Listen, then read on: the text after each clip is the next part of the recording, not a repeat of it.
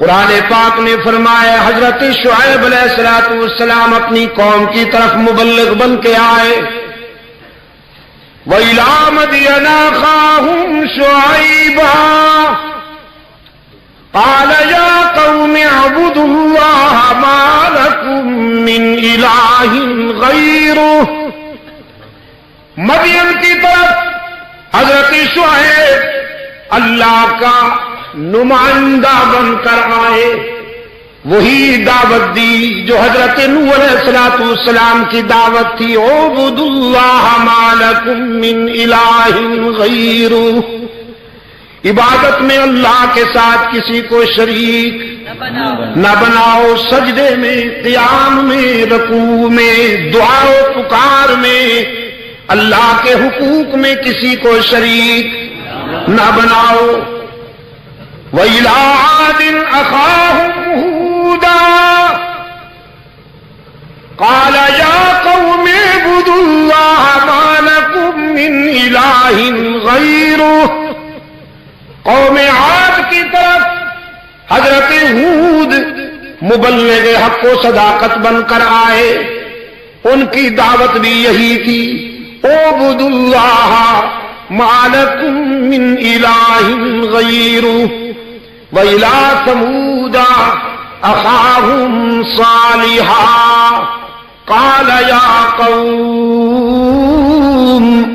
اعْبُدُوا اللَّهَ مَا لَكُم مِّنْ إِلَٰهٍ غَيْرُهُ. سمود کی طرف حضرت صالح مبلغ حق و صداقت بن کر آئے. ان کی دعوت بھی یہی تھی. عبادت میں اللہ کے حقوق میں کسی کو شریک نہ بناؤ. رب العالمین نے اپنے محبوب کو دعوت فکر دیتے ہوئے فرمایا وَاذْكُرْ فِي الْكِتَابِ إِبْرَاهِيمَ إِنَّهُ كَانَ صِدِّيقًا نَبِيًّا إِذْ قَالَ لِأَبِيهِ يَا أَبَتِ لِمَ تَعْبُدُ مَا لَا يَسْمَعُ وَلَا يُبْصِرُ وَلَا يُغْنِي عَنكَ شَيْئًا يَا أَبَتِ لَا تَعْبُدِ الشَّيْطَانَ إِنَّ الشَّيْطَانَ كَانَ لِلرَّحْمَٰنِ عَصِيًّا يَا أَبَتِ إِنِّي قَدْ جَاءَنِي مِنَ الْعِلْمِ مَا لَمْ يَأْتِكَ فَاتَّبِعْنِي أَهْدِكَ صِرَاطًا سَوِيًّا. میرے پیغمبر قرآن کے آئینے میں اپنے دادا ابراہیم کے حسن و جمال کا نظارہ کیجئے. وہ ہمارا سچا دوست تھا. اللہ نے خود فرمایا کہ ابراہیم ہمارا سچا دوست تھا. اور پشاور والوں، دوستی میں یہی ہوتا ہے نا، کچھ دینا پڑتا ہے کچھ لینا ہوتا ہے. ابراہیم علیہ السلام نے اللہ سے دوستی نبھائی، وطن چھوڑ دیا، باپ کو خیر باد کہا، برادری رشتوں کو خیر باد کہا. پھر جب اس نے چاہا تو بیوی بچے کو ویرانے میں بٹھایا. پھر جب اس نے چاہا تو لگتے جگر پہ خنجر پھیر دیا. اس کی مسجد کے لیے، اس کی رضا کے لیے انگاروں میں کود گئے. ابراہیم نے وفا کی. اللہ نے بھی جزا دی کہ ابراہیم کو اپنی دوستی کے لیے منتخب کر لیا اور صراط مستقیم پر لگا دیا. فرمایا وَاذْكُرْ فِي الْكِتَابِ إِبْرَاهِيمَ إِنَّهُ كَانَ صِدِّيقًا نَبِيًّا إِذْ قَالَ لِأَبِيهِ يَا أَبَتِ لِمَ تَعْبُدُ مَا لَا يَسْمَعُ وَلَا يُبْصِرُ وَلَا يُغْنِي عَنكَ شَيْئًا.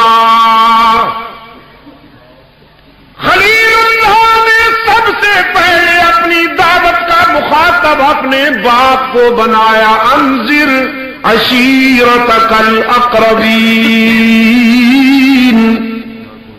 گھر سے دعوت و تبلیغ کا سلسلہ شروع کیا.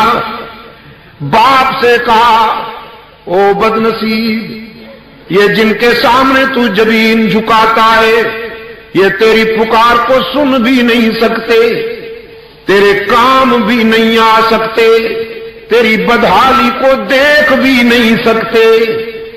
اتنے کمزوروں کو پکڑ بیٹھے ہو اور اتنے طاقت والے کو چھوڑ بیٹھے ہو.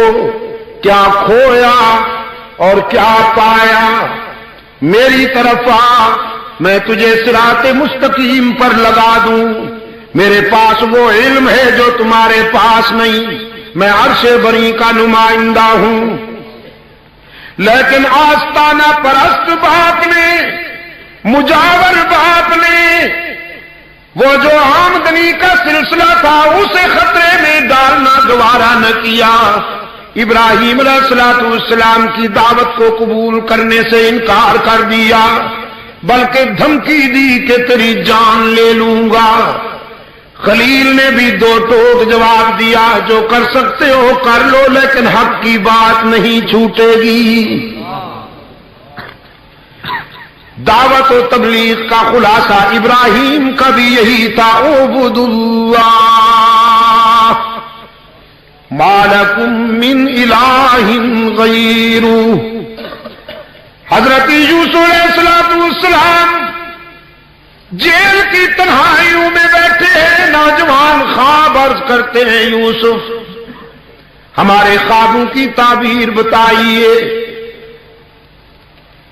حسن کا بادشاہ، ہاں حسن کا بادشاہ یوسف کہتا ہے تعبیر بعد میں، پہلے ذرا تبلیغ ہو جائے. یا صاحب السجن ارباب متفرقون خیر ام اللہ الواحد القہار.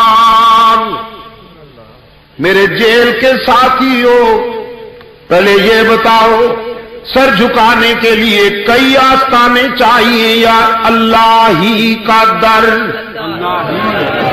انسانی زمین کی نیاز مندیوں کے لیے کون مسجود ہے؟ عبادت کے لیے کون معبود ہے؟ ہر جگہ کون موجود ہے؟ علام الغیوب کون ہے؟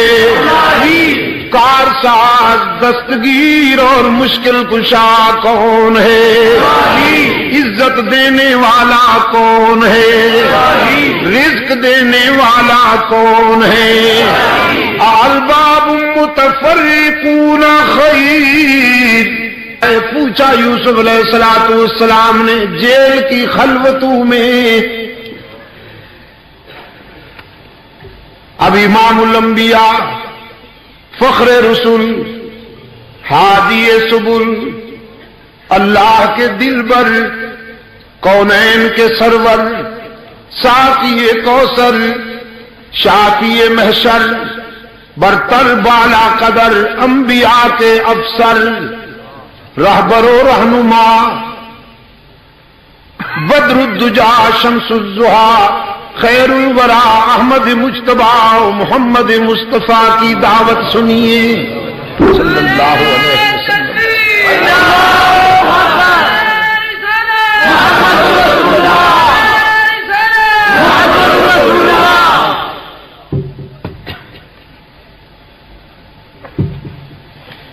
سرکار دو عالم صلی اللہ علیہ وسلم کی دعوت مکہ والوں کو پکارتے. یہاں بھی آستانے سجے ہوئے تھے. چھوٹے چھوٹے آستانوں کے علاوہ بڑے آستانے لات، منات، عزا اور حبل، یہ سب سے بڑا آستانہ تھا جو انسانی برادری کے پہلے شہید حضرت حابیل علیہ السلام سے منسوب تھا. فرمایا فَأَنَّا تُؤْفَكُونَ. یہ کدھر بھٹکتے ہو بد نصیبو؟ مکہ کے مجاور کہنے لگے ما نعبدہم الا لیقربونا الی اللہ زلفا،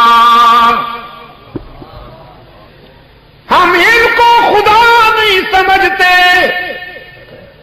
بلکہ سفارشی مانتے ہیں، یہ اللہ کے پیارے ہیں، ہم گناہگار ہیں، یہ اللہ سے قریب ہیں، ہماری سنتا نہیں، ان کی ٹھکراتا نہیں، ہماری ان کے آگے ان کی۔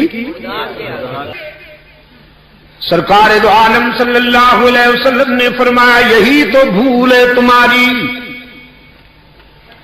تم کہتے ہو گناہگاروں کی سنتا نہیں، اور میں یقین دلانے آیا ہوں کہ وہ اپنے در پہ آنے والے کو مایوس کرتا نہیں۔ براہ راست پکارو، ساری دنیا سے کٹ کر، ساری دنیا کو چھوڑ کر اس سے رشتہ جوڑو، ساری دنیا کو چھوڑ کر اس سے رشتہ جوڑو، سب کو چھوڑ کر رب کے در پہ آؤ، آنسو بہاؤ، دامن پھیلاؤ، معافی ضمیر اس کے حضور پیش کرو۔ دنیا کا کوئی تعلق اور کوئی رشتہ تمہارے اتنا قریب نہیں ہوگا جتنا اس کا لطف و کرم تمہارے قریب ہوگا۔ سرکار دو عالم صلی اللہ علیہ وسلم کے سامنے مجاور فارمولہ لاتے ہیں مصالحت کا، فَعَمَلْ إِنَّمَا عَامِلُونَ، آپ اپنی توحید بیان کیجئے، ہمیں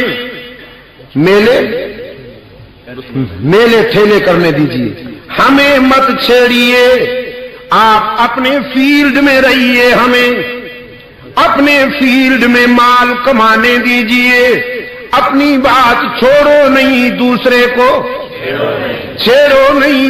رحمت عالم صلی اللہ علیہ وسلم نے فرمایا افغیر اللہ تأمرونی اعبد ایھا الجاہلون وَلَقَدْ أُوحِيَ إِلَيْكَ وَإِلَى الَّذِينَ مِنْ قَبْلِكَ لَئِنْ أَشْرَكْتَ لَيَحْبَطَنَّ عَمَلُكَ وَلَتَكُونَنَّ مِنَ الْخَاسِرِينَ بَلِ اللَّهَ فَاعْبُدْ وَكُن مِّنَ الشَّاكِرِينَ۔ او جاہلو، مجھ سے تم نے یہ توقع کیسے کر لی کہ میں شرک و بدعت کی منڈیاں بھی چلنے دوں اور حجرے میں بیٹھ کر یا اللہ اللہ کرتا رہوں؟ ہرگز نہیں ہوگا، نہ خود غلط راستے پر چلوں گا، نہ اللہ کی مخلوق کو غلط راستے پر چلنے دوں گا۔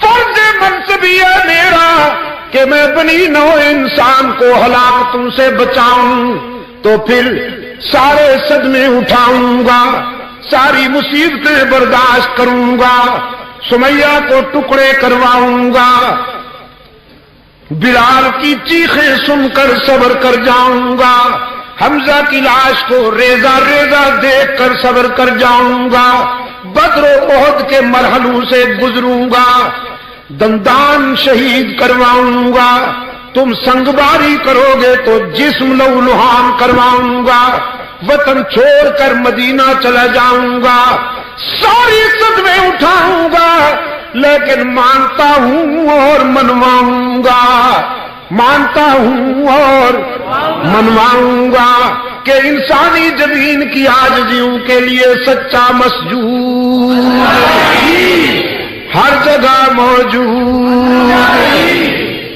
علام الغیوب، کارساز و دستگیر، حاجت روا و مشکل کشا، عزت دینے والا، رزق دینے والا، باقی سب اس کے در پہ سوالی، داتا کون؟ باقی سب اس کے در پہ رونے والے آنسو پوچھنے والا کون؟ نبی رسول ولی سب اس کے در کے سوالی، داتا کون؟ رب العالمین نے فرمایا فاعبد وکن من الشاکرین، میرے محبوب تو وفا کر میں جزا دوں گا۔ الہ العالمین وفا کی توفیق بھی تجھ سے مانگتا ہوں، لیکن دنیاوی زندگی کے سفر میں کچھ دوستوں کی بھی ضرورت ہوا کرتی ہے، کچھ ہم نواؤں کی بھی ضرورت ہوا کرتی ہے۔ یہ پورا معاشرہ ہے، ان سے میں تنہا ٹکراؤں گا۔ رب العالمین نے فرمایا نہیں میرے محبوب، تجھے دوست بھی مہیا کروں گا۔ یہ لیجئے، عرب معاشرے میں فراست، شرافت اور دیانت کے امتیازی نشان تیرے قدموں میں بھیجتا ہوں۔ یہ لو ابو بکر آ رہا ہے، یہ تیرا یار بنے گا، وفادار بنے گا، رضاکار بنے گا۔ سفر میں، حضر میں، مکہ میں، مدینہ میں، غار میں، بازار میں، دکھ میں، سکھ میں، مسکراہٹوں میں، آنسو میں، بدر میں، احد میں، جہاں تو ہوگا ابو بکر ہر جگہ صداقت کی، وفاؤں کی شمع ہاتھ میں لیے تیرے ساتھ ساتھ ہوگا۔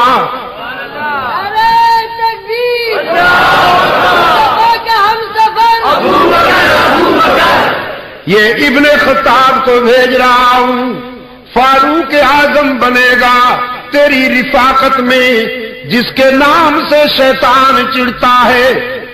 فاروق اعظم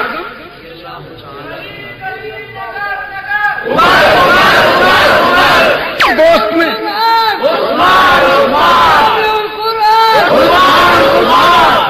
چمن چمن چلی گئی، کرداروں کو اللہ کے رسول سے نسبت ہے۔ وہ کردار ہماری متاع عزیز ہے، ہمارے فکر و نظر میں سرمایہ افتخار ہے۔ جن کرداروں کو اللہ کے رسول سے نسبت ہے صلی اللہ علیہ وسلم، اہل سنت و جماعت ان سب سے محبت کرنا جزو ایمان سمجھتے ہیں۔ علی بھی ہمارا ہے، حسنین بھی ہمارے ہیں، خالد بھی ہمارا ہے، عمرو بن عاص بھی ہمارا ہے، سعد بن ابی وقاص بھی ہمارا ہے، فاروق بھی ہمارا ہے، عثمان بھی ہمارا ہے، صدیق بھی ہمارا ہے۔ میرے عزیز دوستو، میری گفتگو کا خلاصہ یہ ہے کہ توحید باری تعالی یہ انبیاء علیہ الصلوۃ والسلام کی وہ مشترکہ دعوت ہے کہ جس کی بنیاد پر یہ کائنات قائم ہے۔ توحید از آدم تا رحمت عالم صلی اللہ علیہ وسلم، تمام انبیاء علیہ السلام اور تمام اللہ کے رسولوں نے یہی دعوت پیش کی ہے کہ اللہ کے ساتھ کسی کو شریک نہ بنانا، اس کے حقوق میں بندوں کو شامل نہ کرنا۔ جب تک ہم اس معیار پر قائم رہیں گے، صراط مستقیم پر چلیں گے۔ اللہ تعالی ہم سب کو دنیا اور آخرت کی کامیابیوں سے ہمکنار فرمائے۔